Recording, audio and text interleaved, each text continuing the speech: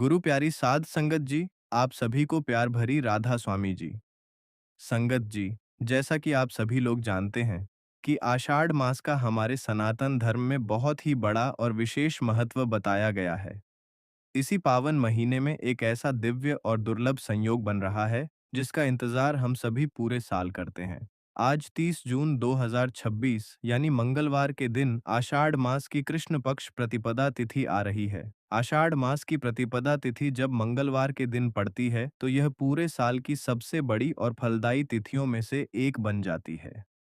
मंगलवार और प्रतिपदा का यह अद्भुत संयोग बहुत ही दुर्लभ होता है। यदि आपके जीवन में परेशानियां खत्म होने का नाम नहीं ले रही हैं, कर्ज का बोझ लगातार बढ़ता जा रहा है, या फिर कोई ऐसी विशेष मनोकामना है जो कई वर्षों से अधूरी पड़ी है, तो समझ लीजिए कि महादेव ने स्वयं आपको यह आखिरी और सबसे बड़ा मौका दिया है।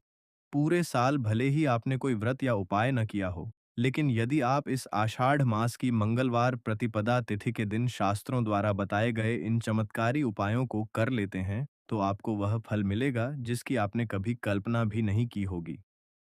आज की इस वीडियो में मैं आपको गुरुजी की कथा से सुनकर 3 सबसे बड़े और अचूक उपायों को बहुत ही विस्तार से समझाने वाला हूँ। इस वीडियो को पूरा देखने के बाद आपको इन उपायों को समझने के लिए किसी भी अन्य वीडियो को देखने की बिल्कुल भी ज़रूरत नहीं पड़ेगी। इन उपायों को करने से आपके घर में चल रहे किसी भी प्रकार के दुख, कष्ट, दरिद्रता, पितृदोष या मंगल दोष का हमेशा के लिए नाश हो जाएगा। कभी-कभी जो काम बड़े-बड़े अनुष्ठानों और यज्ञों से नहीं होते, वे इस विशेष तिथि पर किए गए एक छोटे से उपाय से सिद्ध हो जाते हैं। उपायों को शुरू करने से पहले, यदि आप हमारे राधा स्वामी शब्द चैनल पर पहली बार आए हैं और गुरुजी की आवाज़ या उनके बताए उपाय पहली बार सुन रहे हैं, तो चैनल को सब्सक्राइब ज़रूर कर लें। वीडियो को लाइक करें और कमेंट बॉक्स में पूरी श्रद्धा के साथ राधा स्वामी जी ज़रूर लिखें। आइए, सबसे पहले यह जान लेते हैं कि इन उपायों को किस व्यक्ति को करना चाहिए और किस समय करना सबसे ज़्यादा फलदायी होता है। गुरुजी के अनुसार इस उपाय को घर की जो भी बड़ी माताएं या बहनें हैं, वे अपने पूरे परिवार की सुख शांति और समृद्धि के लिए कर सकती हैं। यदि घर में माताएं बहनें उपस्थित न हों या किसी कारणवश वे इस उपाय को करने में असमर्थ हों, तो घर का कोई भी बड़ा पुरुष सदस्य भी इस उपाय को पूरी श्रद्धा के साथ कर सकता है। इसके अलावा, यदि किसी व्यक्ति की खुद की कोई व्यक्तिगत समस्या है, नौकरी या व्यापार को लेकर कोई विशेष परेशानी है, तो वह स्वयं अपने लिए भी इस उपाय को अलग से कर सकता है। समय की बात करें तो इन उपायों को आप सुबह के समय भी कर सकते हैं और शाम के समय प्रदोष काल में भी कर सकते हैं। लेकिन गुरुजी कहते हैं कि यदि आप सुबह के समय इस उपाय को करते हैं, तो वह सबसे उत्तम माना जाता है। सुबह के समय कोशिश करें कि आप जितनी जल्दी हो सके मंदिर चले जाएं। यदि किसी कारणवश थोड़ी देरी भी हो जाती है, तो सुबह 10 बजे या 11 बजे तक हर हाल में इस उपाय को संपन्न कर लें। दोपहर 12 बजे के बाद सुबह का समय उचित नहीं माना जाता। यदि आप शाम को यह उपाय करना चाहते हैं, तो प्रदोष काल का समय सबसे श्रेष्ठ है। प्रदोष काल शाम को सूर्यास्त के समय यानी 6 बजे से शुरू होकर रात 8 बजे तक रहता है। आप शाम 6 बजे से रात 8 बजे के बीच कभी भी शिव मंदिर जाकर इस विधि को कर सकते हैं। आइए अब बात करते हैं गुरुजी द्वारा बताए गए सबसे पहले और सबसे चमत्कारी उपाय के बारे में, जो है एक छुटकी काले तिल और शहद का महाउपाय। यह उपाय विशेष रूप से उन लोगों के लिए है जिनके जीवन में कर्ज की समस्या बहुत ज्यादा बढ़ गई है, एक एक रुपया खर्च करने के लिए सोचना पड़ता है, या फिर भूमि और मकान से जुड़ी कोई समस्या चल रही है। यदि आपका जमीन जायदाद को लेकर कोई कोर्ट कचहरी का मामला चल रहा है, आप नया मकान खरीदना चाहते हैं पर काम बन नहीं रहा है, या फिर विवाह में लगातार विलंब हो रहा है, तो यह उपाय आपके लिए किसी वरदान से कम नहीं है। इस उपाय को करने के लिए आपको कुछ सामग्री की आवश्यकता होगी। सबसे पहले अपने घर के रसोई घर से मात्र एक चुटकी साफ सुथरे काले तिल ले लीजिए। इसके साथ ही आपको थोड़ा सा शुद्ध शहद लेना है। फिर सबसे अंत में अपने ही घर के परिंडे, यानी जहां आप पीने का पानी रखते हैं, वहां से एक तांबे के लोटे में शुद्ध जल भर लीजिए। इन तीनों सामग्रियों को लेकर आपको अपने घर के पास वाले भगवान शिव के मंदिर में चले जाना है। मंदिर पहुंचने के बाद सबसे पहले शांत मन से महादेव को प्रणाम करें। अब आप जो एक छुटकी काले तिल लेकर आए हैं, उन तिलों में आपको थोड़ा सा शहद मिला लेना है। शहद में उन काले तिलों को अच्छी तरह से डुबो दीजिए। इसके बाद शहद से युक्त इन काले तिलों को आपको भगवान शिव के शिवलिंग पर अर्पित करना है। आप चाहे तो इन तिलों को शिवलिंग के ऊपर समर्पित कर सकते हैं या फिर शिवलिंग के चारों तरफ अच्छे से इसका लेपन कर सकते हैं। गुरुजी ने बहुत ही विशेष बात बताई है कि जब आप शिवलिंग पर इस शहद और काले तिल का लेपन कर रहे हों, तो अपने मन की समस्या के अनुसार महादेव के विशेष नाम का स्मरण करें। यदि आप कर्ज से मुक्ति चाहते हैं, तो लेपन करते समय लगातार रणमुक्तेश्वर महादेव का नाम अपने मन में दोहराते रहें।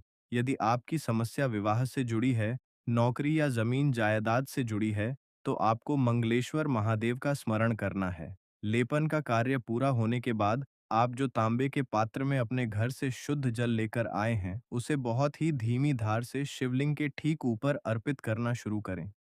जैसे जैसे जल की धार शिवलिंग पर गिरेगी, आपको लगातार शिव महापुराण के मूल मंत्र श्री शिवाय नमस्तुभ्यम का जाप करते रहना है।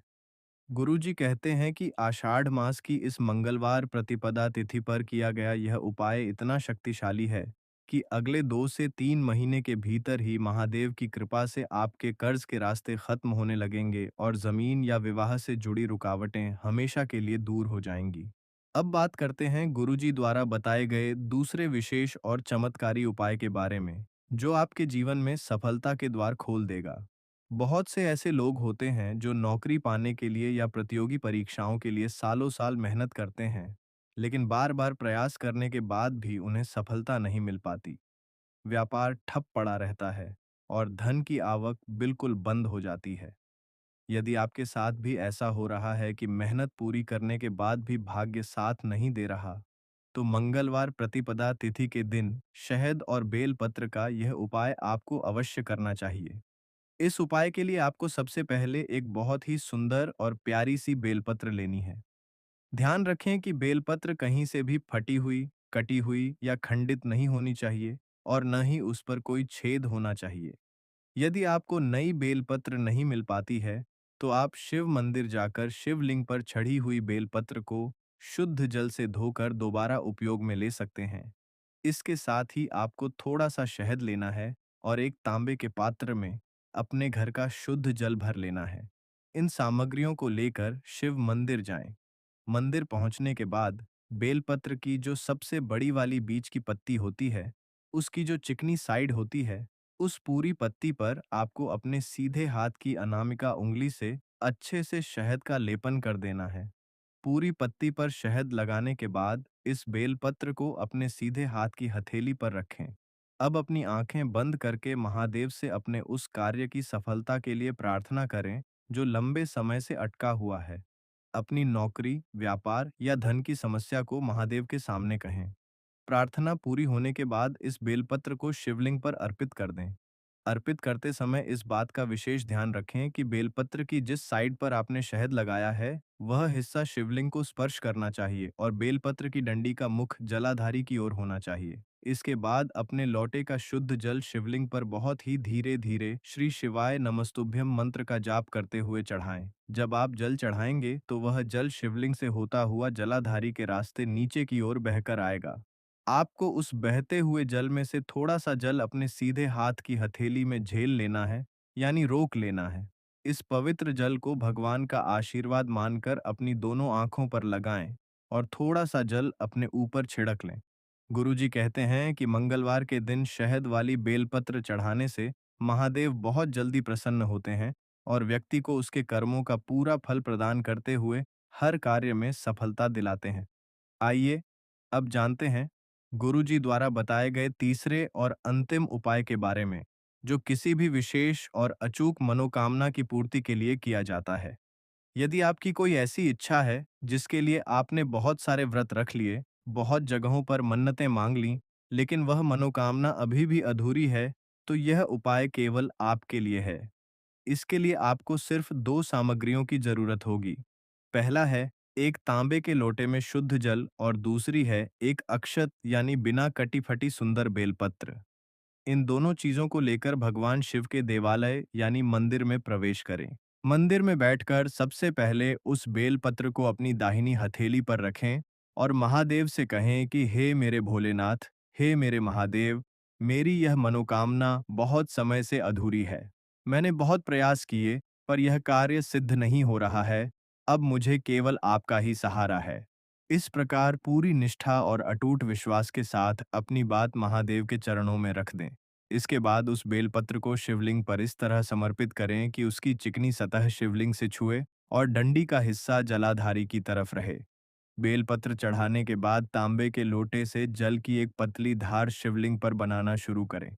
जल चढ़ाते समय आपको शांत मन से कम 11 बार या उससे ज्यादा बार श्री शिवाय नमस्तुभ्यम या ओम नमः शिवाय महामंत्र का मन ही मन जाप करना है। पूज्य गुरुजी कहते हैं कि जो भी संगत जी 30 जून मंगलवार प्रतिपदा तिथि के पावन दिन इस सरल लेकिन महाशक्तिशाली उपाय को कर लेते हैं, उनकी बड़ी से बड़ी और असंभव दिखने वाली मनोकामना भी महादेव की कृपा से निश्चित ही बहुत जल्द पूर्ण हो जाती है। संगत जी, आषाढ़ मास का यह मंगलवार आपके जीवन की दशा और दिशा दोनों बदल सकता है। इन तीनों उपायों में से जो भी उपाय आपकी समस्या के अनुकूल हो, उसे पूरे विश्वास के साथ जरूर करें। महादेव आपकी झोली खुशियों से भर देंगे। राधा स्वामी जी।